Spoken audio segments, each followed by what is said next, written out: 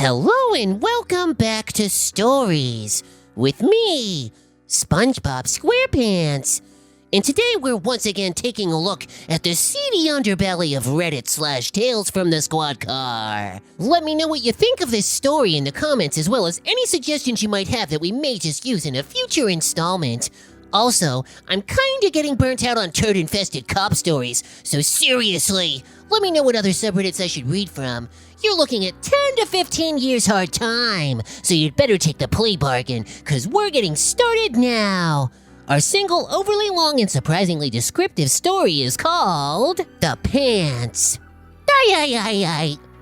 The closet door creaked open, and the wire hanger screamed in protest as I sifted through my boring formal attire for something that wouldn't require too much ironing. Court tomorrow? My wife yawned from the bed, face still buried in her Kindle. It's been a while. Yeah, some stupid old case from homicide. Dude's appealing his previous guilty plea. I inspected the suit jacket of a garment older than any of my kids and put it back once I saw the puffy shoulder pads. Wasting everyone's time, he confessed the night of the stabbing. Literal blood on his hands. We have him on video doing it, for God's sake. Sorry. She rolled over and pulled the covers up. I flopped an old gray number onto the foot of the bed, figuring it was the best I'd do. I hadn't been to court in almost a year. My new job, actually an old job that I returned to, the Fugitive Squad, had a much lower instance of being subjected to that particular drudgery. I dragged the iron slowly across the lapel of an ancient white dress shirt and internally complained about the coming day. After getting fancy in the morning, I headed into the office. I was greeted by the expected cat calls and wolf whistles. Most of my coworkers had never seen me in anything but jeans and a t-shirt. What's the occasion? John called from his desk as I logged into my computer. Dumbass appealing a stabbing plea, I grunted back. Anything going on today? Nah, I think your guy's the only active case we got. I had been tracking down a gang member who had warrants out for abducting and robbing a prostitute. Oh, cool! It's in a holding pattern until I hear from the place I think he works. The manager seems to want to cooperate. You good if I call you if he reaches out? Yeah, I don't have to be all fancy like you. I'll just be hanging here, ready to roll. I turned back to my computer, happy with my backup plan, and tapped out a few emails before heading out the door for court. My meeting with the prosecutor went about as predicted. She hadn't really prepped thanks to the hefty caseload, so she quickly scratched notes as we walked to the elevator bank. The crime scene detective and patrol guy who was first on scene were waiting for us in front of the courtroom, ready to brief the frazzled attorney with their contributions. We entered the courtroom and I greeted the victim, who surprisingly had showed up. I settled in and awaited the judge and the defendant to enter, both from back hallways of the courthouse. Motions passed with me and the motley crew of witnesses being ordered to wait outside the courtroom until we were summoned. I knew voir dire was usually a lengthy process, so quickly claimed a comfortable spot overlooking the busy street outside the floor-to-ceiling windows of the courthouse. Just as I was about to start vegging out to Reddit, my phone buzzed. It was the manager of the dude I was tracking. Is this Detective EMR? It is, I answered. Thanks for calling, Mr. Abdullah. Pedro is coming in today. This morning, probably around 11. He grunted. Oh, did he call? I pulled a pen and paper from my jacket pocket and wrote 11 on it. No, I called him. I told that son of a bitch he better be here today or else. Good, right? I could hear his smile on the other side of the phone and his expectation of being patted like a retriever with a dead duck in its mouth. Yeah, thanks for, reaching out to him for me. It was definitely not what I wanted. Not only because I was in court, potentially for the rest of the week, but also because it didn't seem very natural to order a warehouse worker who knew he'd just robbed a hooker into his minimum wage job with the threat of or else. I'll call you when he gets here. He hung up before I could give any further instruction. My scant notes seemed lonely on their sheet of notebook paper. I quickly dialed John. He answered on the third ring. What's up? How's court treating you? Sucks. Hey, you busy? Just got a call from the manager of my target. Oh, yeah. We got called out to sit on this dude's apartment for homicide. I think it was nothing, but boss wanted to get out of the office. I cracked my neck in aggravation and paused before responding. You think anyone can break off for my guy? He's a runner and fighter, and I don't trust this manager to be subtle with him when he gets in. He basically ordered the guy in today so that I could grab him. Huh, that sucks. Yeah, I'll see what I can do. I'll hit you back in 5. John hung up, leaving me to ponder my other options. Patrol had become castrated since I had last been working fugitive. New policies made the street supervisors afraid of their own shadows, let alone a police-fighting prostitute-robbing gang member. There was no other option. I next thought about reaching out to any of my federal buddies, but quickly realized that without the already laid groundwork getting the case adopted, it would be an unsurmountable obstacle to get their help. I leaned back in semi-defeat, hoping my boss would bail me out and make this arrest easy. Do you got a case working? The patrol guy asked from the other side of the couch. Huh? Oh yeah, this court crap really hampers my style, you know, I replied, rubbing the bridge of my nose and glaring at the courtroom door. Yeah, I feel ya. I had traffic court yesterday, got weed court tomorrow, and a few prelims Thursday. He shook his head and leaned back on the couch and draped casually over the back of it. I remember those days and don't miss them. What's this case you're working? You're still in homicide, right? He asked. Nah, made my way back to fugitive operations, thankfully, hence my annoyance at court. There's none of this nonsense in my current gig. I glanced at my phone, hoping John would be calling with good news. I'm looking for a dude with abduction paper. Oh, nice! So you just go out and find people? He scooted a little closer to the couch, now more engaged in the conversation. Pretty much, yeah. We also work with federal agencies, helping them on odd jobs when needed, but finding wanted guys is our bread and butter. I looked down and confirmed there was still no indication John remembered I was alive. So how do I get to do what you do? Another scooch in my direction. Well, I guess get good at mining social media. Gotta know your police databases, get comfortable with interviews, work on tactics, oh, and shooting. We all must qualify expert, drill down your Fourth Amendment stuff. I could see him shrinking with each item as I went down the list. We keep fitness standards too, so make sure you're good with sprints and mid-distance. Oh, and try to get ahead on how to author search warrants for tech stuff. We're all into phone tracking and IP address monitors. Do you know the pen register and trap and trace process? Oh, cool! Yeah, I know about that stuff. He leaned back again and gazed in the opposite direction down the hall as he scooted back to his end of the couch. I mean, I can find people, no problem. He mumbled to himself a little, but I stopped paying attention as my phone began to vibrate. John, give me good news. Well, it's good news and bad news. I think we're gonna break this thing down soon. He started. Great! What's the bad news? We may not be leaving for a couple hours. Well, that doesn't help. I guess it's better than nothing? I'll call back the manager and have him stall for us. I glanced at the time, 10:30. I'd put money on the guy being late anyway. Okay, your guy is priority once we get the go-ahead to roll. I'll keep you updated, man. A short while later, the door swung open from the courtroom as I hung up on John. The frazzled prosecutor was first out, legal pad clutched tight and eyes darting in search of someone. Her gaze stopped on me, and she pulled a finger towards an interview room up the hall. How'd that go? I asked upon entering. Juries suck! This judge sucks! This defense— She cut herself short, glanced out the door, then in a lower voice continued. This defense attorney sucks! And your suspect sucks! Everyone is fighting me on everything! She settled into a chair at the awkward 90s-era table and flopped her now much fuller legal pad of notes on top. 15-minute recess. Let's go over the witness list. I'll go first, I volunteered hopefully. No, I think we'll call the victim first. That's the longest, and I bet I can get most of what I need from him. So I'm second? I'm thinking patrol second for timeline purposes. Keep it flowing.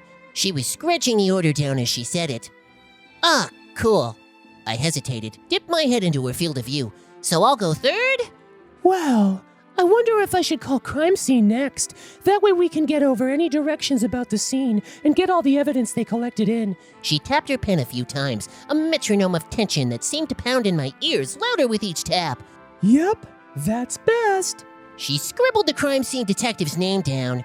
So I guess I'm last. At first, I was bummed out. Then, opportunity rang. If I'm last, can I take off and come back after lunch recess? She scrunched her face in contemplation. I guess? I mean, I'll still need you here for most of it in case they pull something crazy out of their hat. I checked my phone for the time. 10:41. I'd be pushing it, but I could make it to Pedro's job by 11:15 if I left then and there. I pulled out my wallet, threw a business card in her direction, and took off. My cell's on the card. Call me if you need me. See you at 1300. Well, I was too far away to hear any reply and began pounding the down button at the elevators. My car's tires squealed a bit on the parking garage surface, but I didn't care. Sweet freedom. And a chance to make an easy closure were worth any griping from command staff who may have been within earshot and wanting to pick a fight. I pulled onto the main drag, then onto the hallway in the direction of my target before calling John. I was just about to call. We broke off early, heading to your guys' place in a few. I'm on my way too. Escaped the court's clutches for a couple hours, I think. My tires may have squealed again as I hit exit at Warp 3. I'm going to beat you there. Okay, I'll start early. Everyone needs to jump on the conference call so we can hear what's going on. If you get there first, what's the plan, Mr. Fancy Pants? I remember my attire wasn't exactly the typical undercover, but there was nothing I could do about it. I'll throw on a gun, grab some cuffs, and get my guy, I guess. Hell yeah! I could envision John's fist pump. That's how we do it! Get on the call. See you in a few. I pulled into a grocery store parking lot and dug in my center console for my AirPods. We had recently purchased them to go with the pay service conference call program to overcome the usual radio issues that would spring up on operations, as well as to maintain better undercover look. I dialed into the conference line from my personal phone, leaving my work phone available in case the manager called me back. As if answering my internal monologue, the manager's number buzzed onto my phone. Mr. Abdullah, I'm on my way. Any sign of Pedro?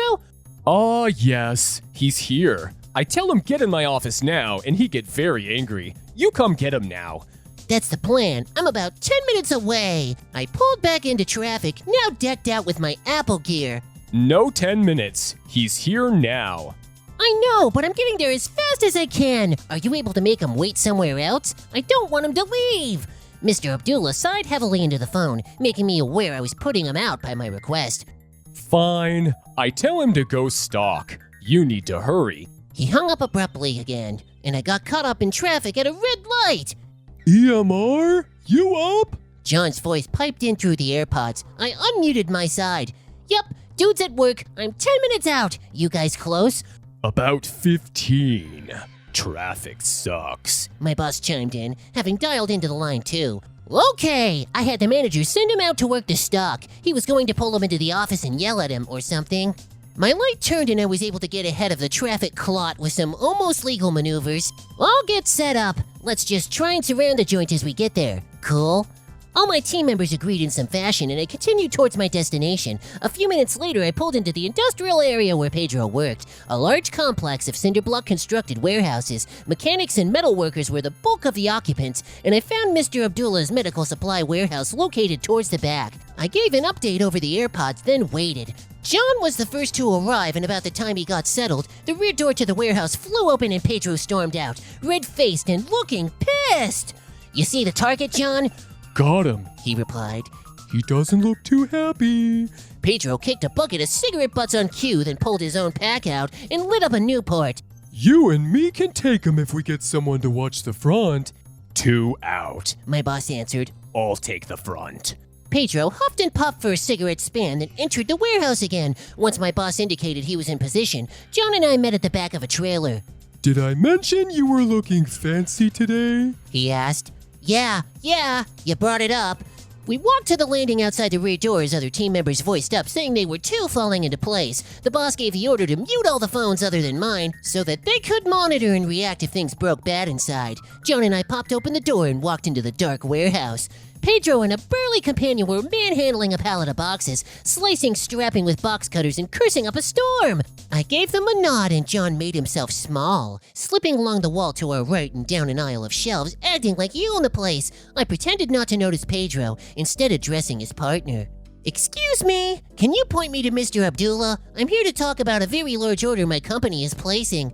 I figured I might as well act the part of a guy in a suit. The burly guy just pointed to the opposite end of the warehouse down another aisle. I nodded like I knew what he meant, but stayed still, realizing if I abandoned the rear door, we might not have coverage on the outside due to only a few guys being set up on the perimeter. Oh, down there? Where exactly? I've never been here. The guy's eye roll was almost audible. Down there, turn left. He's in the office. It's the only one. Ah, gotcha. Do you think you or your friend could show me? I put on what I hope would be a meek expression, praying for some pity and luck. I noticed John slipping into the row the burly guy had indicated. Another eye roll, but this time the guy straightened up, turned to Pedro, and with a dismissive flick of his wrist he said, Go, show him. Pedro's shoulders slumped, but he complied. Stomping ahead of me without a greeting, we departed the burly gentleman who went back to slashing the stack of boxes. Mr. Abdullah said I should look for a guy named Pedro. You know him? I asked the back of Pedro's head. Nah. He muttered, still stomping ahead. Oh! I let a pause pass. What's your name? I figured I could try and be a friendly businessman. Mario.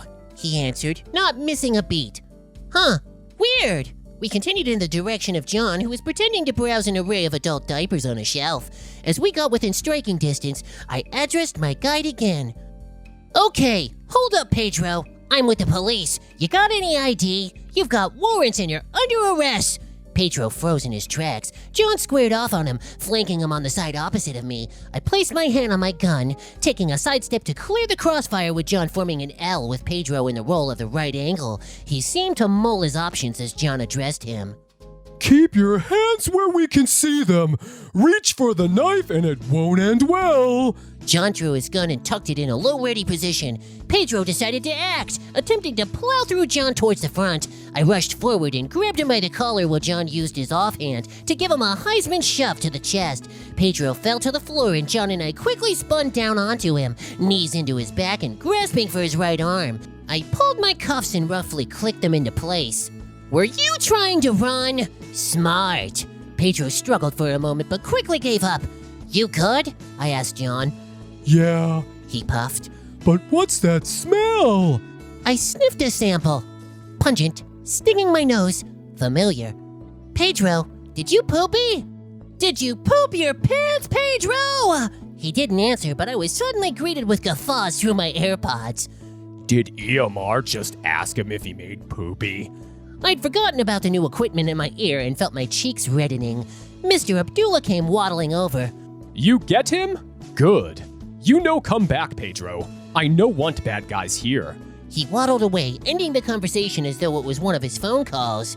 We dragged Pedro out the back door. His legs seemed to stop working with the new hardware on his wrist. The burly guy froze at the boxes, staring at us with a confused look. You police? He asked. Sometimes, I replied, and we exited back into the bright sunlight. A line of undercover vehicles sat, awaiting us, and my boss walked up. That was easy. He looked at Pedro. Are you Mr. Poopy Pants? Pedro sulked in silence. John called from his car while lathering several pumps of hand sanitizer into his palms. We got Mr. Poopy Pants and Mr. Fancy Pants. After everyone had a good laugh, John took the lead on finding a transport that could be more easily decontaminated than our undercover cars. Get back to court, dude. I got this. I gave copious thanks and took off back to the drudgery. I swung through a Popeye's drive-thru once I realized I had skipped lunch and wouldn't have another opportunity until dinner to eat. I figured a celebratory sandwich may lift my spirits. My phone began ringing on my second bite. An unknown number. I swallowed and answered. Detective EMR. Hey, it's Smith. The prosecutor. You want an update? Sure. I'm sure it's gonna be great. I lathered the sarcasm onto that statement like buttercream icing on a sheet cake. Actually, yeah. We heard the victim's testimony. We broke for lunch, and his attorney just called. He's going to put in a plea. A load lifted off my shoulders and I said a little prayer of thanks. That's amazing. Do you need me there? Nope, you're clear. I'll call if it goes bad, but otherwise, we're all set. Go change out of your terrible suit. Hey! I thought I looked pretty professional. Fooled a warehouse worker just now. I feigned injury. Wow! Well, had I known such a bastion of style advice approved, maybe I wouldn't have judged so harsh. After the call, I finished my sandwich and took a few quiet minutes, glad I was done with court for the foreseeable future, and hoping to avoid any permanent nicknames from the day's events. Holy shrimp, that was a long story! And I'm surprised there was only one reference of Poopy. At least this one had some tactical action, and not anaconda-sized turds or drunken morons caking themselves in their own semi-solid excrement. Die. Anyways, that's about all the time we have for today, ladies and gentlemen. Thanks again for tuning in with me, Spongebob Squarepants. What did you think of these stories? Be sure to like, comment, and subscribe for more content, and check out what other stories I have for you. Have a beautiful day, and don't leave home without a face mask. I'll catch you in the next one.